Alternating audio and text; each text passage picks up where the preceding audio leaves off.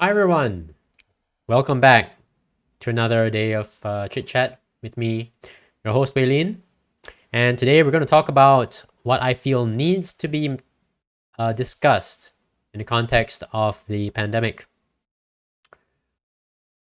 Look here, Johor Pakatan Harapan leader Aminul Huda Hassan has urged the government to pay urgent attention to the increasing number of suicides in Malaysia. After 266 cases were reported nationwide during the movement control order and recovery MCO periods to curb COVID-19 infections. MCO doesn't just make business more difficult for people, gets you fat because you can't go out the house to, do your activities and be active, but also has consequences for mental health. And I think all of us know this in the back of our minds, but if you're like most people, you feel down, but you can deal with it and you try your best, to get on with your life. But for some people, that is impossible.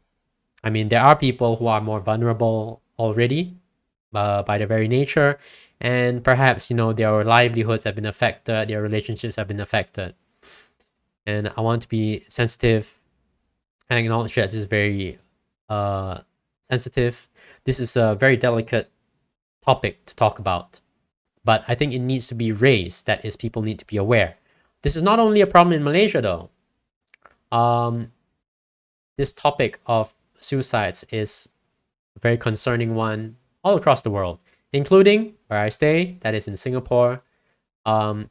Here is the leader of the Singapore Democratic Party, Mr. Chee Soon Juan. He is known as a firebrand here in Singapore. He's always very aggressive, an aggressive critic of the government. And even he has a soft side, an unexpectedly soft side. And that is on the topic of youth suicides. So,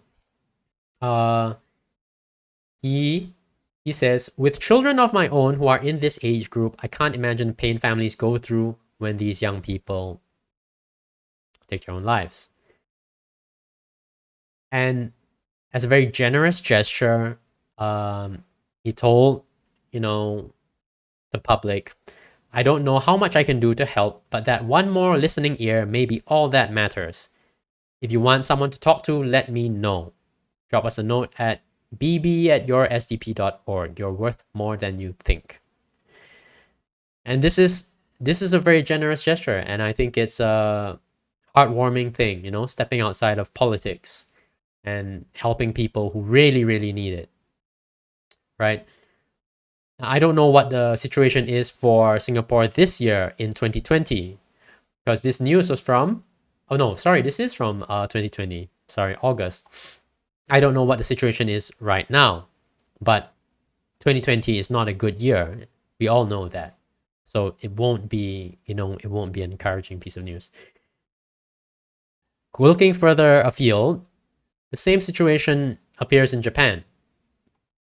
There is a huge mental health toll. Look at this. Okay, here's the number. This year, suicide has taken over 13,000 lives, while COVID-19 fatalities number less than 2,000. And I don't know what the comparable figure is for last year, for Japan last year. So maybe, this number is somewhat close to what it was last year. But, without knowing that, just comparing these two numbers, it is absolutely terrible, right? To think that suicides are so much higher than the fatalities from COVID. Okay, here we go. Sorry. The number of, according to government statistics, the number of suicides in August increased by 15%.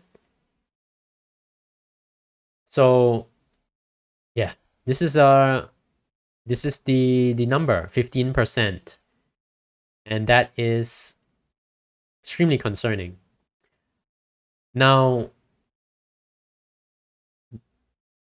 this is all inevitable and all brought about by, sometimes taking the very actions that we want to protect ourselves, causing more harm than we really can cope with.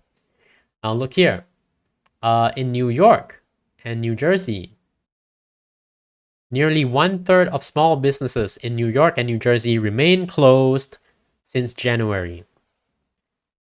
That is a huge number. So small businesses, of course, there are so many. They're everywhere. There's street corner shop. For nearly 1/3 of them to close is a tremendously huge number. And the people who lose their jobs in one will not be able to find jobs in another place, because suddenly, there's a huge excess of workers, and without an increase in fact, a shrinking of the available businesses, employers out there. So certainly, this is a huge concern.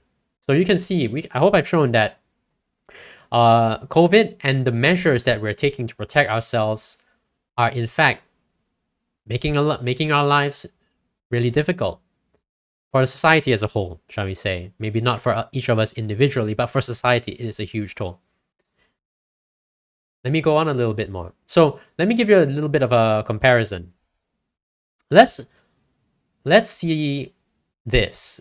The mortality rate for tuberculosis. The health ministry in December last year said that our high TB mortality rate is preventable. What is the mortality rate? Right? Here we are. Where TB is concerned, we have about 20,000 to 25,000 new cases a year, but the death rate is higher at 1,005 to 2,000 deaths a year. So how does that compare to COVID? Do you remember the latest figures? I have it for you right here. So in Malaysia, 65,000 confirmed cases cumulatively and 360 deaths. So that is about 3 times more, nearly 3 times more confirmed cases than tuberculosis, which was 20,000 to 25,000. And deaths-wise, it is significantly smaller. Because for TB, it's 1,500 to 2,000. So that would be about, 5-6 times, TB deaths are 5-6 times more, right, than COVID. So, by any objective measure, TB is much more terrifying, where it's just got, in numerical terms, it's only off from COVID total infections, total cases by a factor of about 3. But the deaths are 5 times more, 6 times more. So TB should be really terrifying for us, judging by how we react to COVID.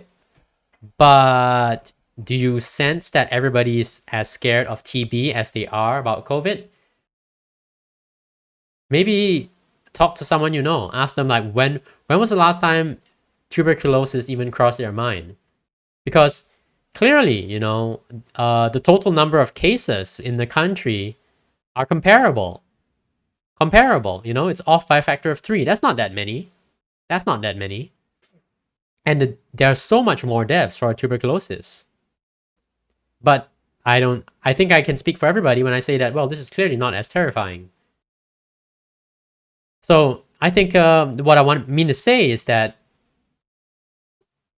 take this into consideration and, evaluate, use that to inform how you feel about the pandemic. Now, I don't mean to say that we shouldn't take it seriously or anything. I want to be absolutely clear, unambiguously. Let's take it really seriously, because people really do die. And there are really many, many cases out there. But that being said, as an educated, thinking individual, let us also realize, what are the comparables out there, so that we know how this ranks against, other diseases that we see in the world. Now let me move on. How about malaria? Malaria incidence and profile in Malaysia from 2013 to 2017. Okay. Here we go. The overall incidence rate, mortality rate, and case fatality rates for malaria from 2013 to 2017. Okay, of these 3 figures, I only want to look at the case fatality rates. And let me tell you why. Case fatality rates means how many people die out of all the cases that we know about. Now, this pandemic is a very good way to explain this. We know of 65,000 confirmed cases, but that's not the total. That's not the true total. And we know this because, why do we know this? Because, well, there are people constantly getting infected all the time, and they come into the hospital, and then we know them and we add them to the tally, to confirm total, so that this number will go up, over time. So does that mean that there are cases that we are not aware of? Yes, it does. There are cases that we don't know of. But if we took the total deaths and divide it by the cases we know about, we get the case fatality rate. Okay, based on what we know. So malaria has the same thing. We know of a certain number of cases. Of course, those people who get it but never visit a hospital, don't know about it, and whose immune system for whatever reason can fight it off successfully, with no problem, we wouldn't hear about it and it wouldn't come into the final statistics. But those you know about, give us a case fatality rate of 0.27%. Is that high? Well, let's compare it to COVID. COVID's 0.5%. They're on the same order of magnitude. That is, they're 0. something percent. They're not like the tuberculosis, which was 8%. 8% fatality rate. So malaria is about similar to COVID, pretty close. And does it scare us as much? I mean, you could say that, it's only like something like half as deadly. But bear in mind that the 0.5% is a bit of an estimate as well, right? Like, we don't know how many cases there are out there that we haven't detected. This is a new disease. Whereas malaria is kind of stable, we know its patterns every year. So there's some stability and we get a number that we are more confident of, perhaps. So why is it that, one scares us so much more compared to the other, even though they are pretty close in terms of how deadly they are? I think it's worth thinking about. And I want to share that with you. And that's the material that I prepared for the day. I hope that it gives you food for thought, something to think about. Be nice to your family, your friends, show concern for them, because the MCO and all the measures that we're facing take a toll that goes beyond the visible that we can see. And if people are really afraid of the disease, perhaps you can share with them the statistics that I shared with you to put things in context so they understand how this compares against diseases that we've seen historically through time, right? So with that, I want to call it a day. Thank you very much for listening. Have a great evening, afternoon, morning, wherever you are. Bye-bye and take care.